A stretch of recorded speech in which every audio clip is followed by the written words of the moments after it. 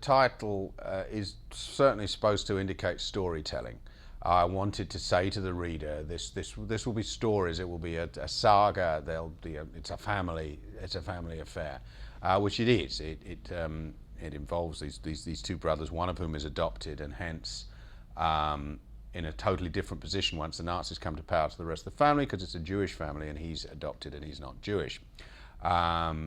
This is based on a circumstance from my own family history, in that it's actually dedicated to two cousins, my uncles, Heinz and Jeffrey. And Heinz was also an adopted member of the family, and my father's family were Jewish by racial definition, whatever that means. They were a secular family, but as I say, that didn't matter to Hitler.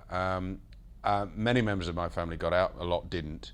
But Heinz actually elected to stay. He was studying agriculture, and he was already a grown man, and he stayed in Germany to finish his studies and ended up in the Wehrmacht, of course. Whereas his cousin, my uncle Jeffrey, ended up in the British Army. That's where my family history stops. The rest of this book is a fiction based on something that I've always wanted to write about, which was the extraordinary idea, inspired by my own family, of what it would be like to have a loving family who've always seen themselves as a family, to be told suddenly overnight that by law certain members of the family are of more value than others, in fact are human and some are not human, are Untermensch, are subhumans. And I've always wanted to write this story, and it certainly isn't a fairy story, but you said that the title to you was evocative of sort of saga storytelling, Romulus and Remus or whatever, and yes, it is, I hope, on that kind of scale. I hope that the book has it sounds awfully pompous, but a sort of certain epic quality, if only in that I've had the temerity to try and imagine myself into unimaginably dark times. The book isn't, I hope, unimaginably dark. It's a celebration of humanity in all its flaws. There are no perfect characters and no entirely evil characters. Well, there's certainly an entirely evil character in the sense of the Nazi Party, which is threaded through the book. It was originally going to be called Zwei Brüder.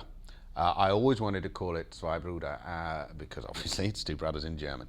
And I have to say, my publisher, who I've been now with for 10 novels and I respect very, very deeply, said he just thought a foreign language title just gave the wrong messages. He didn't think it'd catch the eye, and I was wrestling with it. And I was working with Richard Curtis, with whom I wrote The Black Adder, and we were having dinner together, and I was telling him about this, and he said, well, why don't you just call it Two Brothers? And I said, well, it just sounds a bit boring, a bit bald, doesn't it? And he said, to me, it sounds like a story. And I thought, yeah, right, you're right, Dick, it does, and so that's what it's called. I don't believe that I have any greater right to sort of take the mantle of the Holocaust tragedy on my shoulders because members of my family, whom I never knew, who died 30 years before I was born, I don't think that gives me any extra right. I think we all share a humanity. And I don't think anyone has a right to take upon themselves a mantle of previous suffering and think that justifies their own opinions, bigotries, whatever. I think that's what leads to sectarian violence, that people think that just because their forefathers suffered maybe many generations ago, that justifies continuing intolerance. I think that's outrageous, and I would always combat that. But I feel a personal connection to the Holocaust as a human being. And this isn't a Holocaust novel. It doesn't really, it touches on the Holocaust, but it's set in Berlin in the 20s and the 30s. And yes, it was cathartic in so much as I had to delve far deeper into the politics of that time and the extraordinarily ignorant nature of Nazi ideology. I mean, we all know it a bit to a greater or less extent. To me, a greater extent. I've studied history all my life, and in particular 20th century history. But until you really go into the banality of their thinking, which resulted in a brutality beyond imagination, it really... now, words are inadequate, and yet here I am offering up 180,000 of them for people to enjoy, and I cut a good 70,000 more. It was cathartic only in that you don't go into that period lightly, and you certainly don't go into fiction in that period lightly, because I think one owes a considerable debt to the experiences of the past if you try and imagine yourselves into them. I'm fortunate. I've never been faced with life and death decisions. I've never been faced with divided loyalties. Who do I love most? Who would I save most? And I've tried to imagine those questions, and yes, I as far as a catharsis goes in my career, I think this would be it. But, you know, that it hasn't left me damaged. It's left me somewhat drained, and I'm very proud because I've done my very best with this book, and that required an enormous amount of work, which of course it damn well should do. I think this book is relevant in terms of history. A number of people who've read it have been pleased to explore history that they thought they knew, or worried that they really didn't know. It's not a history lesson, goodness, but it is good history. I've really been careful to paint the period to the best of my ability and include the significant moments in the politics of both the 20s and the 30s.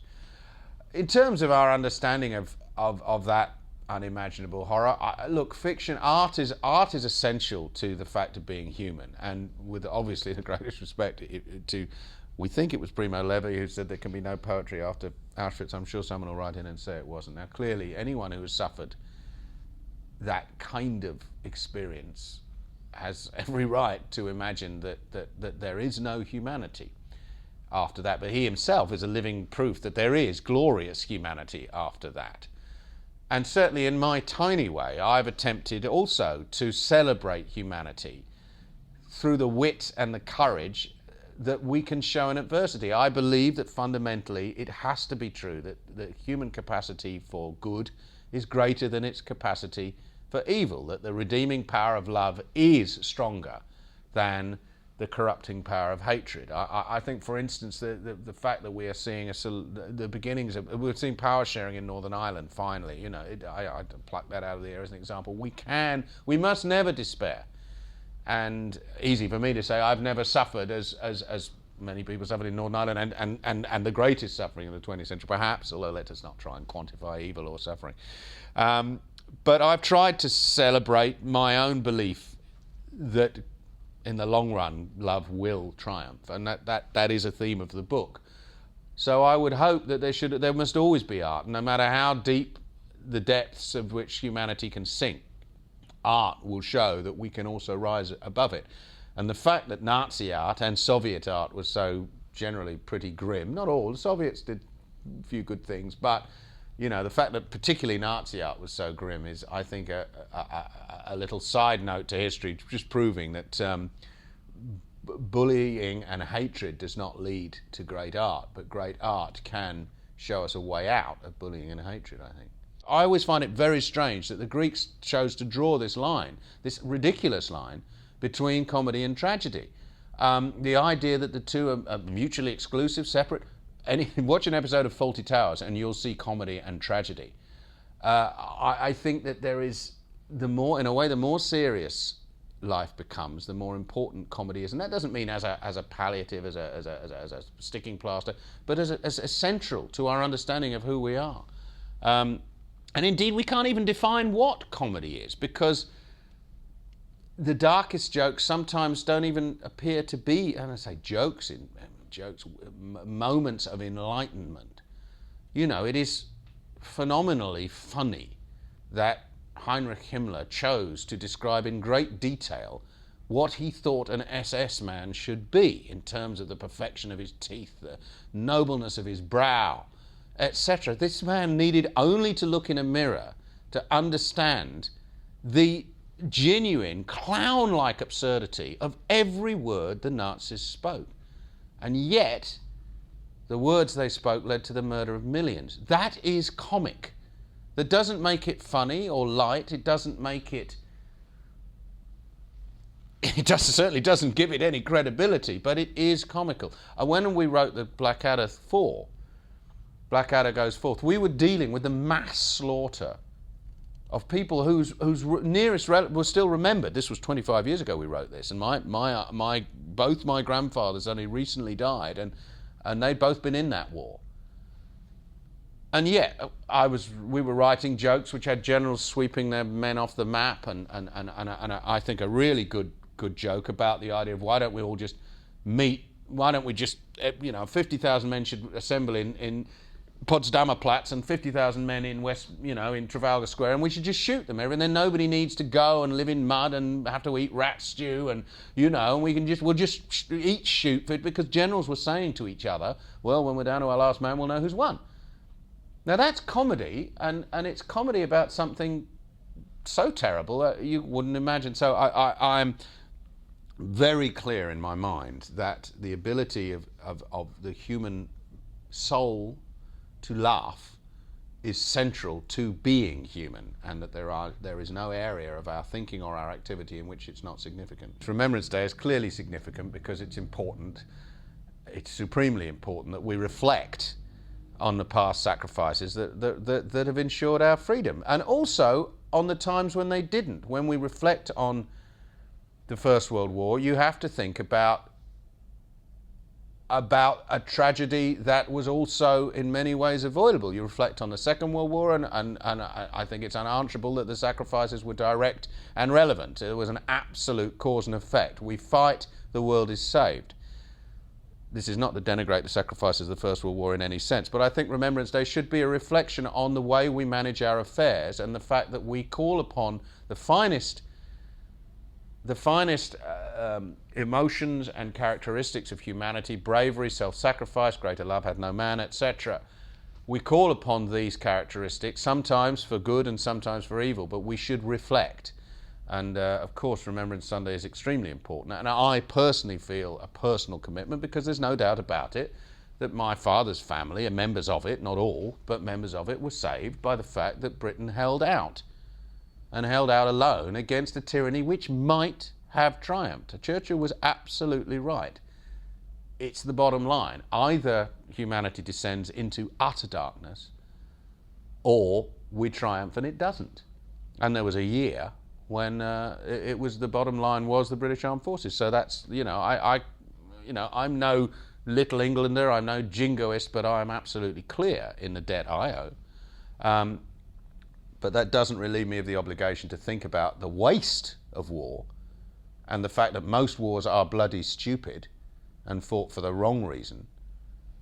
And I will respect the dead of those too, because, as I say, it exploits what's good in humanity, sometimes to create great evil.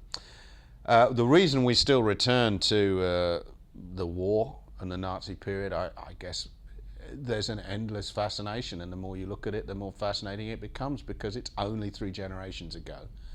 And the reason I call it, I remember my father looking at the notes, a very old man now, but he looked at the notes at the back and he said, "History's darkest hour." You have no right to say that. He said, there are many dark hours in history, and the suffering of Hitler's victims is only one of them. The reason I think it is history's darkest hour, and one of the reasons it continues to fascinate so, is because I don't think there ever has been, or potentially ever will be, let us hope, an entire modern state systematically and cold-bloodedly and with absolute malice aforethought organising its very civil service and its legal system and pressing them into the service of organised racial murder. It's one thing to invade and hack about with a machete. It's another to create this warped civil service whereby you legalise these processes. They become a matter of legal necessity. People shuffling to stations to be put on trucks, to be taken away, to be gassed. This is not some crazy genocide. This is not some wild and horrible example of the worst of humanity as men pillage and rape, all of which is as tragedy as equal to the individuals who are victims of that. Their tragedy is no less than those who went to the camps, obviously.